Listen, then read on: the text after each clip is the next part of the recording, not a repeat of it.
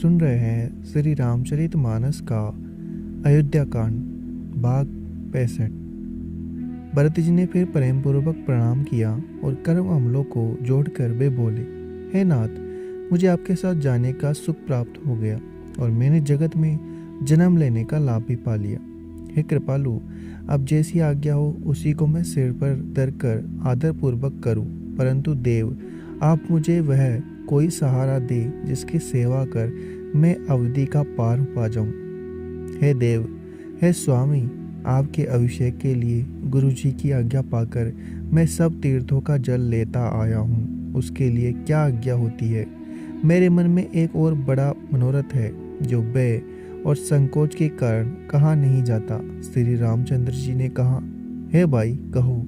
तब प्रभु की आज्ञा पाकर भरत जी स्नेहपूर्वक अपनी मधुर वाणी में बोले, आज्ञा हो तो चित्रकूट के पवित्र दर्शन स्थान, तीर्थ, वन, पक्षी, पशु, तालाब, नदी, झरने, पर्वतों के समूह तथा विशेषकर प्रभु आपके चरण चिन्हों से अंकित भूमि को देख आऊं।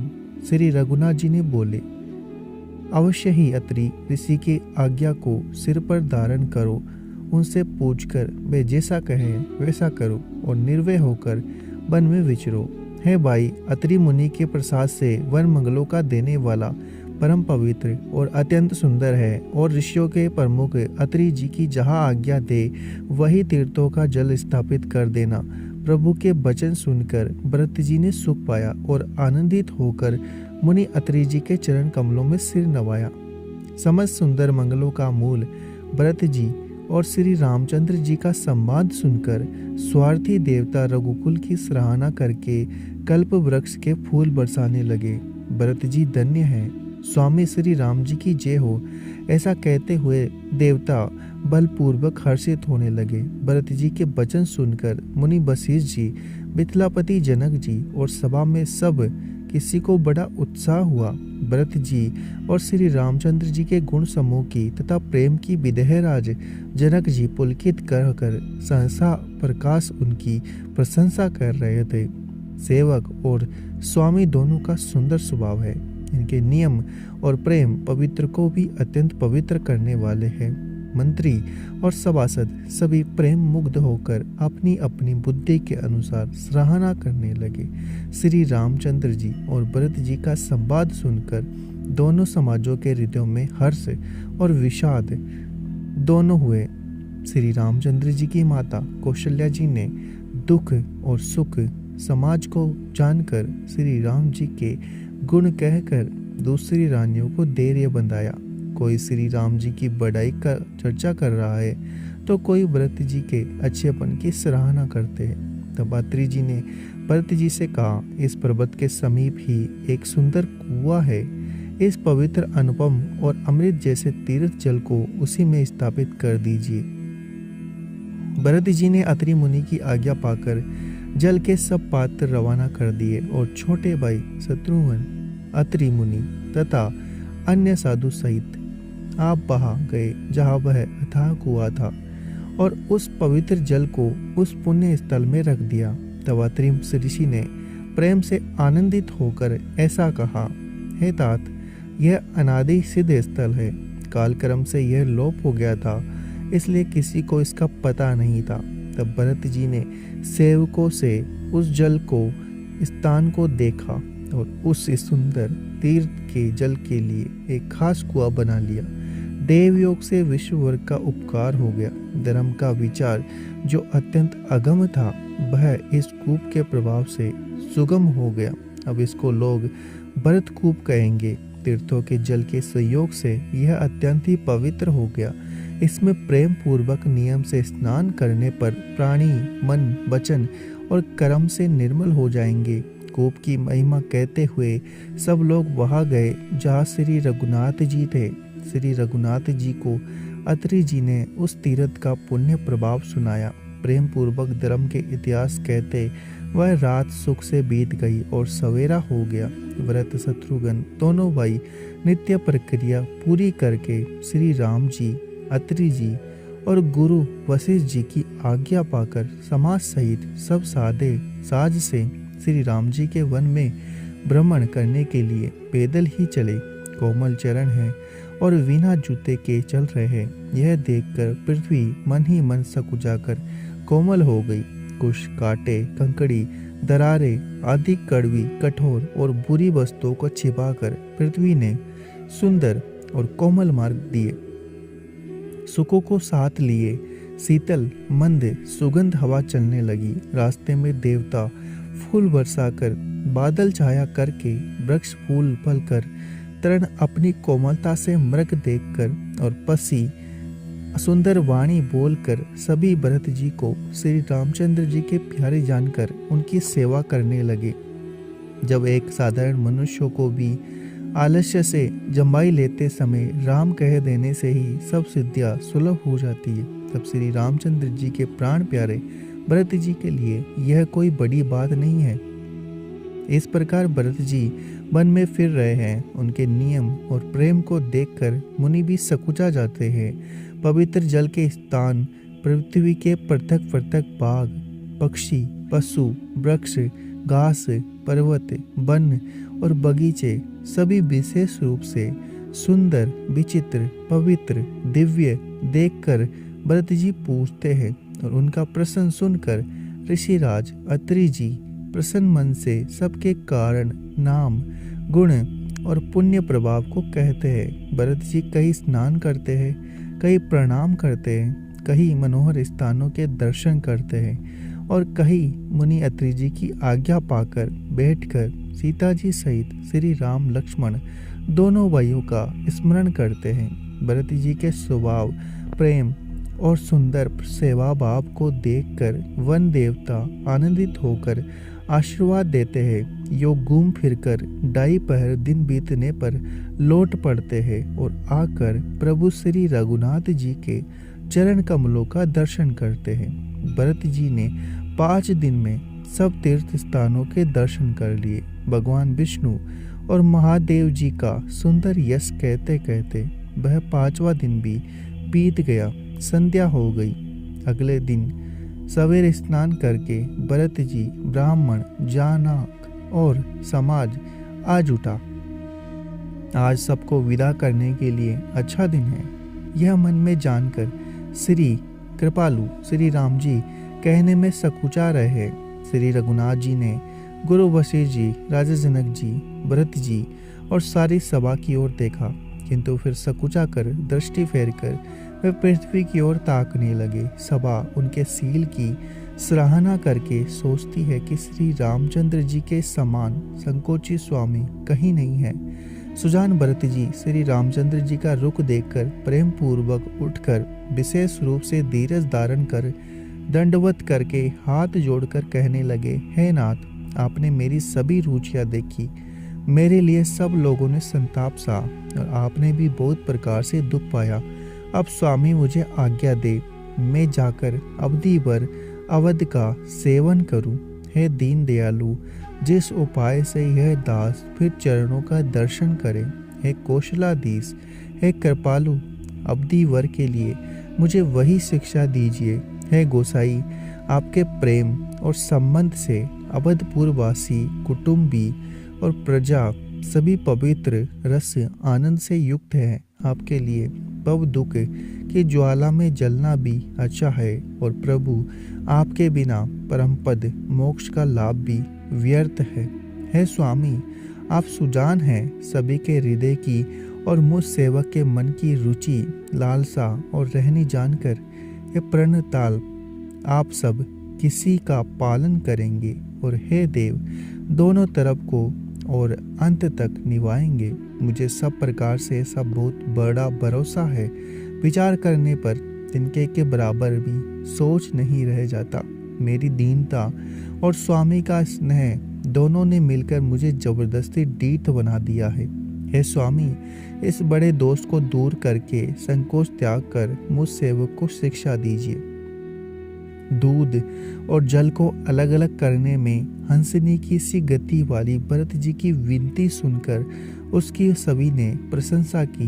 दीन बंधु और परम चतुर श्री राम जी भाई भरत जी के दीन और छल रहित वचन सुनकर देश, काल और अवसर के अनुकूल वचन बोले। हे तात, तुम्हारी, मेरी, परिवार की, घर की और वन की सारी चिंता गुरु वशिष्ठ जी और महाराज जनक जी को है। हमारे सिर पर जब गुरु जी, मुनि विश्वामित्र जी और मिथिलापति जनक जी है, तब हमें और तुम्हें स्वप्न में भी कलेश नहीं है। मेरा और तुम्हारा तो परम पुरुषार्थ, स्वार्थ, सुयस, धर्म, परमार्थ इसी में है कि हम दोनों भाई पिताजी की आज्ञा का पालन करें। राजा की भलाई से ही लोक और वेद दोनों में भला है। गुरु, पिता, माता, स्वामी की शिक्षा का पालन करने में कुमार्ग पर भी चलने पर पैर गड्ढे में नहीं पड़ता। ऐसा विचार कर सब सोच छोड़कर अवध जाकर अवधि पर उसका पालन करो। देश, खजाना, कुटुंब, परिवार आदि सबकी जिम्मेदारी तो गुरुजी की चरण रज पर है। तुम तो मुनि वशिष्ठ जी, माताओं और मंत्रियों की शिक्षा पाकर तदनुसार पृथ्वी, प्रजा और राजधानी का पालन वर करते रहना। तुलसीदास जी कहते हैं, श्री राम जी ने कहा, मुखिया मुख के समान होना चाहिए, जो खाने पीने को तो अकेला है परंतु विवेक पूर्वक सब अंगों का पालन पोषण करता है। राजधर्म का सार भी इतना ही है जैसे मन के भीतर मनोरथ छिपा रहता है। श्री रघुनाथ जी ने भाई भरत जी को बहुत प्रकार से समझाया, परंतु कोई अवलंबन पाए बिना उनके मन में संतोष न हुआ, न शांति। इधर तो भरत जी का शील, प्रेम और उधर गुरुजनों, मंत्रियों और समाज की उपस्थिति, यह देखकर श्री रघुनाथ जी संकोच और स्नेह के विशेष वशीभूत हो गए। आखिर प्रभु श्री रामचंद्र जी ने कृपा कर खड़ाऊ दे दी और भरत जी ने उन्हें आदर पूर्वक सिर पर धारण कर लिया। करुणा निदान श्री रामचंद्र जी ने दोनों खड़ाऊ प्रजा के प्राणों की रक्षा के लिए मानो दो पहरेदार है। भरत जी के प्रेम रूपी रत्न के लिए मानो डिब्बा है और जीव के साधन के लिए मानो राम नाम के दो अक्षर है। रघुकुल की रक्षा के लिए दो किवाड़ है। कुशल कर्म करने वाले के लिए दो हाथ की सहायक है और सेवा रूपी श्रेष्ठ धर्म के सुलझाने के लिए निर्मल नेत्र है। भरत जी इस अवलंब के मिल जाने पर परम आनंदित है। उन्हें ऐसा ही सुख पाया जैसा सीताराम जी के रहने से होता है। भरत जी ने प्रणाम करके विदा मांगी, तब श्री रामचंद्र जी ने उन्हें हृदय से लगा लिया। इधर कुटिल इंद्र ने बुरा मौका पाकर लोगों का उच्चाटन कर दिया। वह कुचाल भी सबके लिए हितकर हो गई। अवधि की आशा के समान ही वह जीवन के लिए संजीवनी हो गई। नहीं तो लक्ष्मण जी, सीता जी, श्री रामचंद्र जी के वियोग रूपी बुरे रोग से सब लोग घबरा कर मर ही जाते। श्री राम जी की कृपा ने सारी उलझन सुधार दी। देवताओं की सेना जो लूटने से आई थी वही गुणदायक और रक्षक बन गई। श्री राम जी भुजाओं में भरकर भाई भरत जी से मिल रहे हैं। श्री राम जी के प्रेम का वह रस कहते नहीं बनता।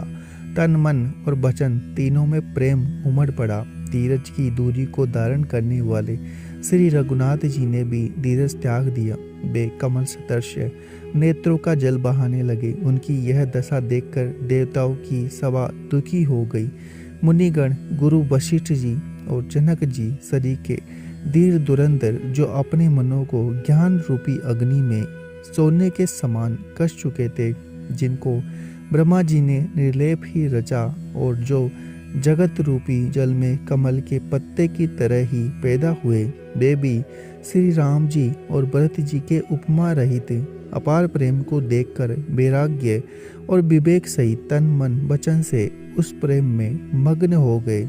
जहाँ जनक जी और गुरु वशिष्ठ जी की बुद्धि की गति कुंठित हो गई, उस दिव्य प्रेम को प्राकृत कहने में बड़ा दोष है। श्री रामचंद्र जी और भरत जी के वियोग का वर्णन करके सुंदर लोग कवि को कठोर हृदय समझेंगे। वह संकोच रस अकथनीय है। अतएव कवि की सुंदर वाणी उस समय उसके प्रेम को स्मरण करके सकुचा गई। भरत जी को बैठकर श्री रघुनाथ जी ने उसको समझाया, फिर हर्षित होकर शत्रुघ्न जी को हृदय से लगा लिया। सेवक और मंत्री भरत जी का रुख पाकर सब अपने अपने काम में जा लगे। यह सुंदर दोनों समाजों में दारुण दुख छा गया। वे चलने की तैयारी करने लगे।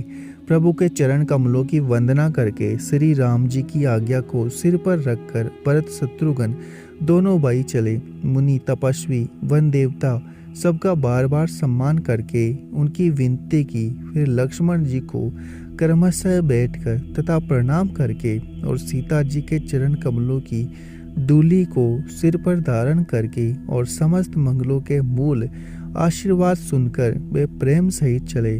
छोटे भाई लक्ष्मण सहित श्री राम जी ने राजा जनक जी को सिर नवाकर उनकी बहुत प्रकार से विनती और बड़ाई की और कहा, हे देव, दयावश आपने बहुत दुख पाया।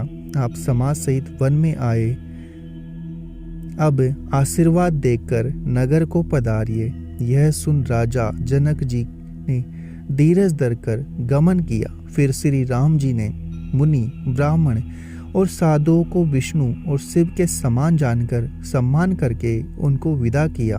तब श्री राम लक्ष्मण दोनों भाई सुनैना जी के पास गए और उनके चरणों की वंदना करके आशीर्वाद पाकर लौट आए। फिर विश्वामित्र जी, वामदेव, जावाली और शुभ आचरण वाले कुटुंबी, नगर निवासी और मंत्री सबको छोटे भाई लक्ष्मण सहित श्री रामचंद्र जी ने यथा योग्य विनय एवं प्रणाम करके विदा किया। कृपा निदान श्री रामचंद्र जी ने छोटे, मध्यम और बड़े सभी श्रेणी के स्त्री पुरुषों का सम्मान करके उनको लौटाया। भरत जी की माता कैकेयी के चरणों की वंदना करके प्रभु श्री रामचंद्र जी ने पवित्र प्रेम के साथ उनसे मिल बैठकर और उनके सारे संकोच और सोच को मिटाकर पालकी सजाकर उनको विदा किया। प्राण प्रिय पति श्री रामचंद्र जी के साथ पवित्र प्रेम करने वाली सीता जी नहर के कुटुंबियों से तथा माता पिता से मिलकर लौट आई। फिर प्रणाम करके सब सासुओं से गले लगाकर मिली। उनके प्रेम का वर्णन करने के लिए कवि के हृदय में उत्साह नहीं होता। उनकी शिक्षा सुनकर और मनचाहा आशीर्वाद पाकर सीता जी सासुओं तथा माता पिता दोनों की ओर से प्रीति में समाई रही। तब श्री रघुनाथ जी ने सुंदर पालकियां मंगवाई और सब माताओं को आश्वासन देकर उन पर चढ़ाया। दोनों भाइयों ने माताओं से सम्मान प्रेम से बार बार मिलजुल कर उनको पहुंचाया। भरत जी और राजा जनक जी ने दलों ने घोड़े, हाथी और अनेकों तरह की सवारियां सजाकर प्रस्थान किया। सीता जी और लक्ष्मण जी सहित श्री राम जी हृदय में रखकर सब लोग बेसुध हुए चले जा रहे हैं। बैल, घोड़े, हाथी आदि पशु हृदय में हारे हुए परबस मन मारे चले जा रहे हैं। गुरु वशिष्ठ जी और गुरु पत्नी अरुंधति जी के चरणों की वंदना करके सीता जी और लक्ष्मण जी सहित प्रभु श्री रामचंद्र जी हर्ष और विषाद के साथ लौटकर पर्णकुटी पर आए। फिर सम्मान करके निषाद राज को विदा किया। वह चला तो सही, किंतु उसके हृदय में विरह का बड़ा भारी विषाद था। फिर श्री राम जी ने कोल, किरात, भील आदि वनवासी लोगों को लुटाया। वे सब जोहार जोहार कर और लौटे। प्रभु श्री राम जी ने सीता जी और लक्ष्मण जी बड़ की छाया में बैठकर प्रियजन एवं परिवार के वियोग से दुखी हो रहे हैं। भरत जी के स्नेह, स्वभाव और सुंदर वाणी को बखान बखान कर वे प्रिय पत्नी सीता जी और छोटे भाई लक्ष्मण जी से कहने लगे। श्री राम जी ने प्रेम के वश होकर भरत जी के वचन, मन, कर्म की प्रीति तथा विश्वास अपने श्री मुख से वर्णन किया। उस समय पक्षी, पशु, जल की मछलियां, चित्रकूट के सभी चेतन और जड़ जीव उदास हो गए। श्री रघुनाथ जी की दशा देखकर देवताओं ने उन पर फूल बरसाकर अपनी अपनी घर की दशा कही। प्रभु श्री रामचंद्र जी ने उन्हें प्रणाम कर आश्वासन दिया। तब वे प्रसन्न होकर चले। मन में जरा सा भी डर नहीं रहा। छोटे भाई लक्ष्मण जी और सीता जी सहित प्रभु श्री रामचंद्र जी पर्णकुटी में ऐसे सुशोभित हो रहे हैं मानो वैराग्य, भक्ति और ज्ञान शरीर धारण करके सुशोभित हो रहा हो। मुनि, ब्राह्मण, गुरु वशिष्ठ जी, भरत जी और राजा जनक जी, सारा समाज श्री रामचंद्र जी के विरह में बिहबल है। प्रभु के गुण समूह का मन में स्मरण करते हुए सब लोग मार्ग में चुपचाप चले जा रहे हैं। पहले दिन सब लोग यमुना जी उतार कर पार हुए। वह दिन बिना भोजन के ही बीत गया। दूसरा मुकाम गंगा जी उतर कर हुआ। वहाँ राम सका निषाद राज ने सब सुप्रबंध कर दिया। फिर सही उतरकर गोमती जी में स्नान किया और चौथे दिन सब अयोध्या जी जा पहुंचे। जनक जी 4 दिन अयोध्या जी में रहे, राजकाज एवं सब साज सामान को संभाल कर तथा मंत्री गुरुजी तथा भरत जी को राज्य सौंपकर सारा साज सामान ठीक करके तिरहुत को चले। नगर के स्त्री पुरुष गुरुजी की शिक्षा मानकर श्री राम जी की राजधानी अयोध्या में सुखपूर्वक रहने लगे। सब लोग श्री रामचंद्र जी के दर्शन के लिए नियम और उपवास करने लगे। वे भूषण और भोग सुखों को छोड़ छाड़ कर अवधि की आशा पर जी रहे हैं। भरत जी ने मंत्रियों और विश्वासी सेवकों को समझाकर उद्यत किया। वे सब सीख साख कर अपने अपने काम में लग गए। फिर छोटे भाई शत्रुघ्न जी को बुलाकर शिक्षा दी। सब माताओं की सेवा करके उनको सौंपी। ब्राह्मणों को बुलाकर भरत जी ने हाथ जोड़कर प्रणाम कर अवस्था के अनुसार विनय और निहोरा किया कि आप लोग ऊंचा नीचा अच्छा मंदा जो कुछ भी कार्य हो उसके लिए आज्ञा दीजिएगा, संकोच ना कीजिएगा। भरत जी ने फिर परिवार के लोगों को, नागरिकों को तथा अन्य प्रजा को बुलाकर उनका समाधान करके उनको सुखपूर्वक बसाया। फिर छोटे भाई शत्रुघ्न जी सहित वे गुरु जी के घर गए और दंडवत करके हाथ जोड़कर बोले, आज्ञा हो तो मैं नियम पूर्वक रहूं। मुनि वशिष्ठ जी पुलकित शरीर हो प्रेम के साथ बोले, हे भरत, तुम जो कुछ समझोगे, कहोगे और करोगे वही जगत में धर्म का सार होगा। भरत जी ने यह सुनकर और शिक्षा तथा बड़ा आशीर्वाद पाकर ज्योतिषियों को बुलाया और दिन साध कर प्रभु की चरण पादुकाओं को निर्विघ्नता पूर्वक सिंहासन पर विराजित कराया। फिर श्री राम जी की माता कौशल्या जी और गुरु जी के चरणों में सिर नवाकर और प्रभु की चरण पादुकाओं की आज्ञा पाकर धर्म की दूरी धारण करने में धीर भरत जी ने नंदीग्राम में प्रण कुटी बनाकर उसी में निवास किया।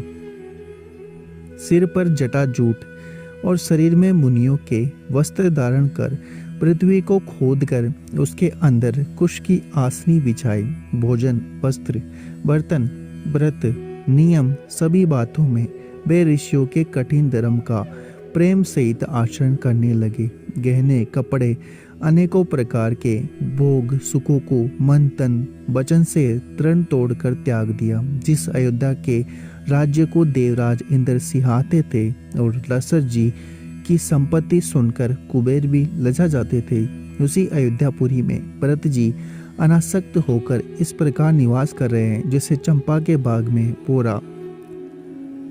श्री रामचंद्र जी के प्रेमी बड़भागी पुरुष लक्ष्मी के विलास को पवन की बाती त्याग देते हैं। फिर भरत जी तो स्वयं श्री रामचंद्र जी के प्रेम के पात्र है। वे इस करनी से बड़े नहीं हुए। तेग से चातक की और निर्क्षीर विवेक की विभूति से हंस की भी सराहना होती है। भरत जी का शरीर दिनों दिन दुबला होता जा रहा है, तेज कट रहा है, बल और मुख छवि वैसी ही बनी हुई है। राम प्रेम का प्रण नित्य नया और पुष्ट होता है। धर्म का दल बढ़ता है और मन उदास नहीं है। जैसे शरद ऋतु के प्रकाश से जल घटता है किंतु बेत शोभा पाते हैं और कमल विकसित होते हैं, सम, दम, संयम, नियम और उपवास आदि भरत जी के हृदय रूपी निर्मल आकाश के तारागण है। विश्वास ही ध्रुव तारा है और 14 वर्ष की अवधि का परिणिमा के समान और स्वामी श्री राम जी की स्मृति आकाश गंगा सरी की प्रकाशित है। राज प्रेम ही अचल सदा रहने वाला और कलंक रहित चंद्रमा है वह अपने समाज और नक्षत्रों सहित नित्य सुंदर सुशोभित है।